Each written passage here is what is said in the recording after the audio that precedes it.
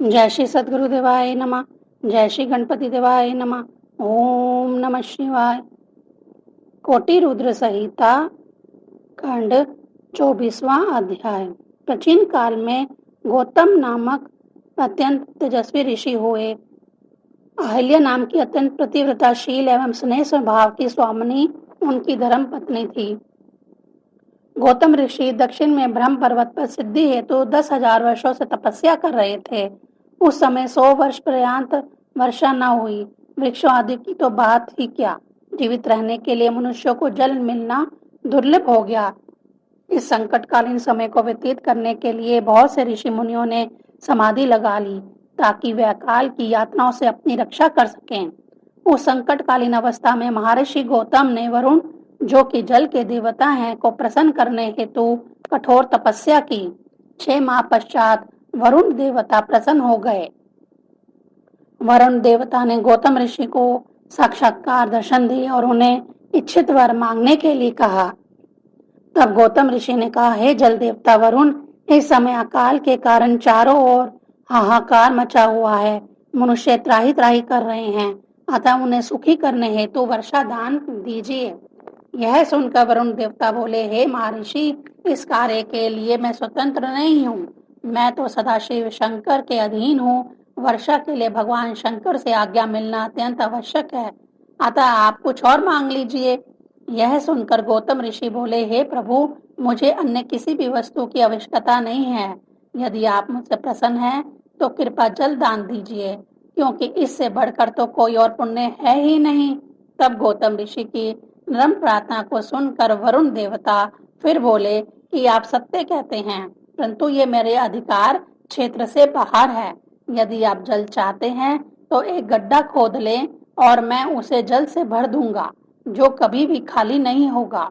इसके बाद महर्षि गौतम ने तुरंत 1 हाथ लंबा 1 हाथ चौड़ा गड्ढा खोदा और वरुण देवता ने उसे तुरंत ही जल से भर दिया और बोले, हे गौतम जी, इस पवित्र स्थान में दान, हवन, देव पूजन, तप, पितृ श्राद्ध आदि किए गए सभी कर्म का कई हजार गुना फल मिलेगा। इतना कहकर वरुण देवता अंतर ध्यान हो गए। इस प्रकार अपनी कठोर तपस्या के कारण महर्षि गौतम ने समस्त जगत का परोपकार किया। सूत जी बोले, आपातकालीन स्थिति में ऋषि मुनियों तथा उच्च कोटि के मनुष्यों की शरण में जाने पर दुखों की पारावार से प्राणी वीर निर्मुक्त हो जाता है तथा उनकी शरण में जाने पर वह महान पद को, उस स्थान को प्राप्त करते हैं। और यह बात बड़े लोग ही भली भांति जानते हैं। सूत जी बोले, तत्पश्चात महर्षि गौतम ने वरुण देवता द्वारा प्रदत्त जल से स्नान किया तथा नित्य कर्मों से निवृत्त होकर हवन के लिए जो आदि अन्न पैदा किए। इसी जल के कारण चारों ओर फलों फूलों से लदे हरे भरे वृक्ष, पेड़ पौधे आदि लहराने लगे। चौं और हरियाली का साम्राज्य छा गया। इस आश्चर्यजनक घटना को सुनकर सब ऋषि मुनि वापस लौट आए। महर्षि गौतम की अपार अनुकंपा से वह स्थान सर्वश्रेष्ठ माना गया तथा रिद्धि सिद्धियों से युक्त संपूर्ण प्राणियों को सुखदायक हुआ। 25वां अध्याय। सूत जी बोले, हे मुनियों, एक बार गौतम ऋषि के आदेश अनुसार शिष्यगण उस गड्ढे पर जल लेने गए। उसी समय कुछ ऋषि पत्नियां भी वहां पर जल भरने के लिए आई थी। ऋषि पत्नियों ने गौतम के शिष्यों को कहा कि पहले वह उन्हें जल भरने दें, फिर अपना कमंडल भरें। ऐसा सुनकर गौतम ऋषि के शिष्य बिना जल भरे ही आश्रम में लौट गए और उन्होंने यह सब बातें अहिल्या को जाकर बतलाई। अहिल्या जी उन्हें समझा बुझाकर धैर्य बंधाकर स्वयं जल लेने चली गई। अब नित्य प्रति अहिल्या जी ही गौतम ऋषि के लिए जल लाने लगी। महर्षि गौतम उसी जल से स्नान आदि नित्य कर्म करते।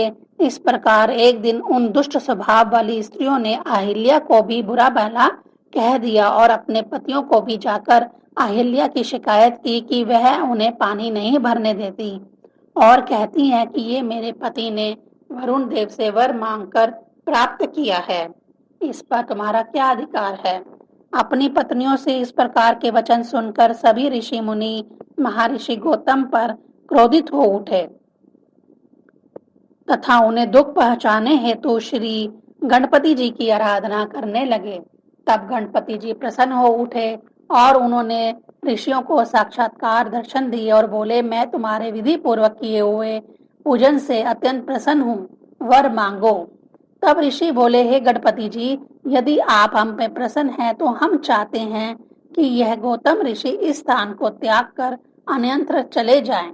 यह सुनकर गणेश जी मुनियों की कुटिलता पर मुस्कुरा दिए और बोले, हे मुनियों, महर्षि गौतम निरपराध है और उन्हें इस प्रकार दंडित करना अनुचित है और इसमें तुम्हारा ही अमंगल है।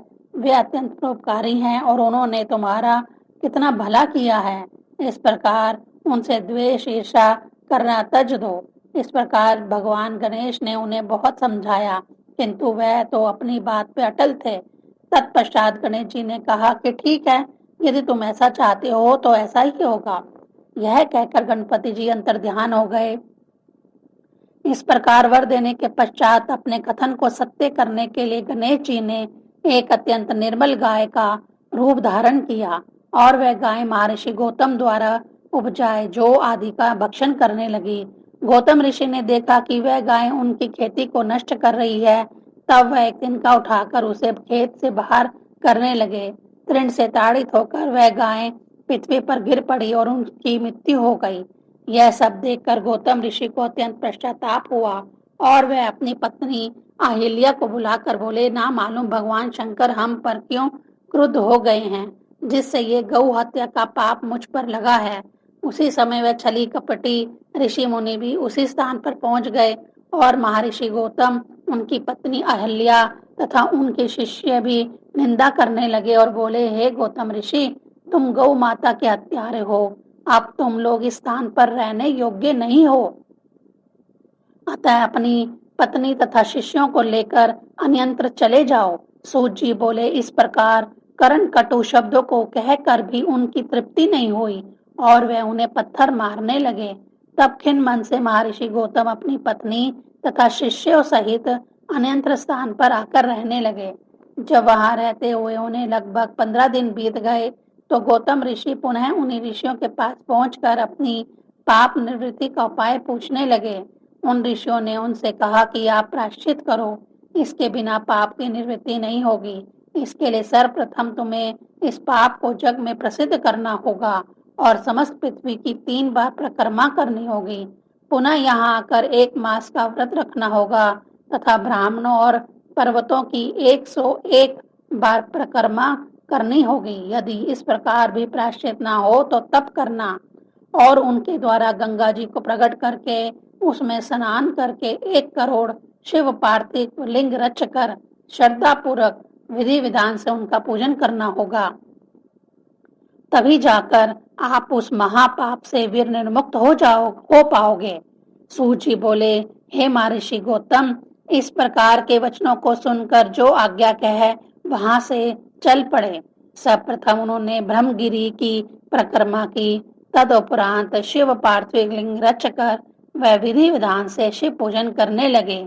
उनकी पत्नी अहिल्या भी मनोयोग से एग्राक्षित होकर पूजन करने लगी। 26वां अध्याय। सूत जी बोले, हे मुनियों, गौतम ऋषि तथा अहिल्या पति पत्नी ने मिलकर शिव की अर्चना, वंदना, पूजा, आराधना आदि की। तब प्रसन्न होकर भगवान शंकर जी अपने गणों सहित साक्षात प्रकट हुए और उन्होंने वरदान के लिए कहा। तब गौतम तथा अहिल्या ने अत्यंत सौम्य अद्भुत रूपधारी सदाशिव भगवान शंकर का दर्शन किया तथा पुनः पुनः प्रणाम एवं स्तुति करने लगे। शंकर जी बोले, तुम इस गो हत्या के पाप से निर्दोष हो। यह सब तो उन दुराचारी, पखंडी तथा कुटिल ऋषियों की माया थी, जिसके फलस्वरूप तुम्हें इतना अधिक कष्ट भोगना पड़ा है। वे दुष्ट आत्मा, कुटिल, छलीम ऋषि मुनि ही वास्तव में हत्यारे हैं, पापी हैं। ऐसा सुनकर गौतम ऋषि बोले कि स्वामी, उन्होंने तो मुझे दुख पहुंचाने के लिए मेरा बुरा किया, परंतु इस बुराई से भी मेरा तो भला ही हुआ, क्योंकि मैंने आपका दर्शन प्राप्त किया। अन्यथा आपके तो दर्शन भी दुर्लभ हैं। तब भगवान सदाशिव शंकर भगवान बोले, मैं तुम्हारे तप पूजन आदि से अत्यंत प्रसन्न एवं संतुष्ट हूँ, अतः तुम वर मांगो। तब गौतम ऋषि ने अपनी प्रतिज्ञा को ध्यान में रखकर गंगा के प्रकटीकरण के विचार को मन में रखकर कहा, हे स्वामी, आप कृपा कर पतित पावनी गंगा को प्रकट करें ताकि सभी प्राणियों का कल्याण हो। तब भगवान शंकर जी ने गौतम जी को गंगा जल ला दिया। श्री गंगा जी के दर्शन करके गौतम जी ने प्रणाम स्तुति की और बोले, हे मातेश्वरी, तुम सबको भक्ति देने वाली हो, मुझे भी पवित्र कर नरकों से मेरी रक्षा करो। फिर भगवान शंकर गंगा जी से बोले, हे गंगे, मेरी आज्ञा से गौतम जी को सकुटुम्ब पाप रहित कर दो। गंगा जी बोली, प्रभु, आपकी आज्ञा शिरोधारी है, इन्हें पवित्र करके मैं आपके लोक में प्रस्थान करूंगी। तब शंकर जी बोले, हे कल्याणी, कलयुग के 28वें मनवंतर तक तुम्हें पृथ्वी पर रहना होगा। तब गंगा जी ने कहा, स्वामिन, यदि आप पार्वती जी के साथ मेरे पास निवास करें और संसार में मेरी कीर्ति हो तो मैं पृथ्वी पर रहूंगी। शंकर जी बोले, हे देवी, ऐसा ही होगा, मैं तुम्हारे समीप ही निवास करूंगा। तब परमेश्वर शंकर त्र्यंबकेश्वर नाम से तथा श्री गंगा जी श्री गौतमी गंगा नाम से वहां विराजे।